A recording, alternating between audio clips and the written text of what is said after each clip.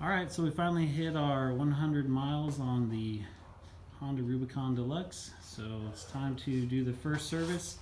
Tonight we're going to be changing the oil, doing a little step-by-step with that.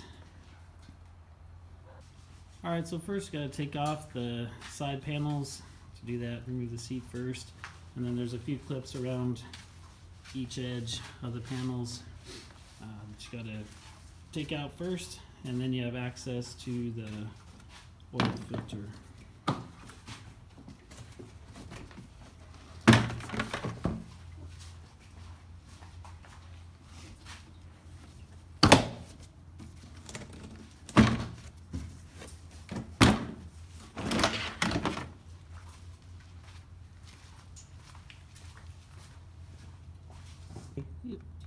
Bombs away! Oh, it still looks brand new.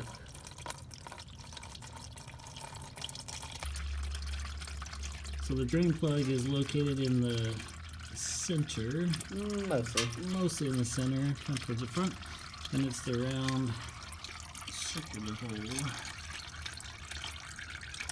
Right there. Good. Alright, so we need to make sure this is a one-way filter and we need to install it the right way. I have seen people put these filter in backwards and it's like a clog in your system. And I bought a 4-Trax one time, someone put the filter in backwards and it quit lubricating the head and the whole head just wore slam out and I had to replace everything. So this goes in one way.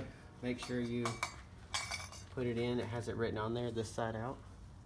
You would think it wouldn't be that hard, but people do it. People screw up. There's an arrow. Make sure the arrow is facing up and lubricate your O-ring. There's a little spring gonna line up.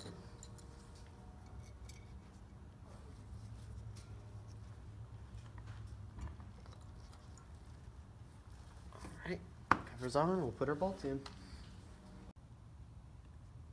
so on the Rubicon DCT, the oil fill location is just above the filter, which is opposite the side of the oil check location, which is alright. So we ran it for a few minutes, checked the oil level. It was still a little bit low after adding a gallon, so we just add a little bit more to top it off, and now it's good to go. So all you need to do is button it back up and get out and ride.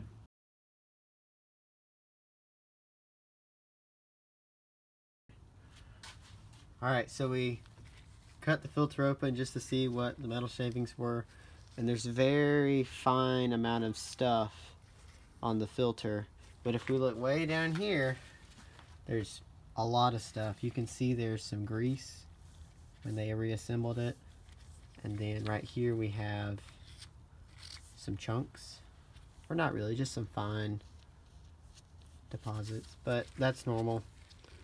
That's part of it. If you see like chunks, then yeah, you got something wrong. Or very excessive metal, but this is normal just from the machining from the factory, and this is why you need to do your service on time and not put it off, because this is floating around in your engine. But this is completely normal.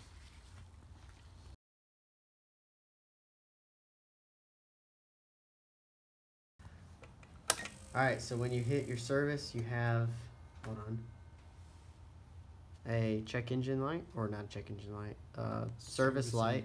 So to reset that, what you do is you hold this little button down while the four-wheeler's off, turn the four-wheeler on. While holding the button, it's gonna blink, give it a second, it disappears, you're reset. Alright, the next service, it says, is 600 miles and 100 hours. I think that is way too long. If you do nothing but trail riding, then you want to change your oil when it gets dark, but not black. If you do a lot of water riding, I would recommend changing your oil really soon, because even though your oil looks fine, you can still get moisture and stuff in there, and that can hurt your engine.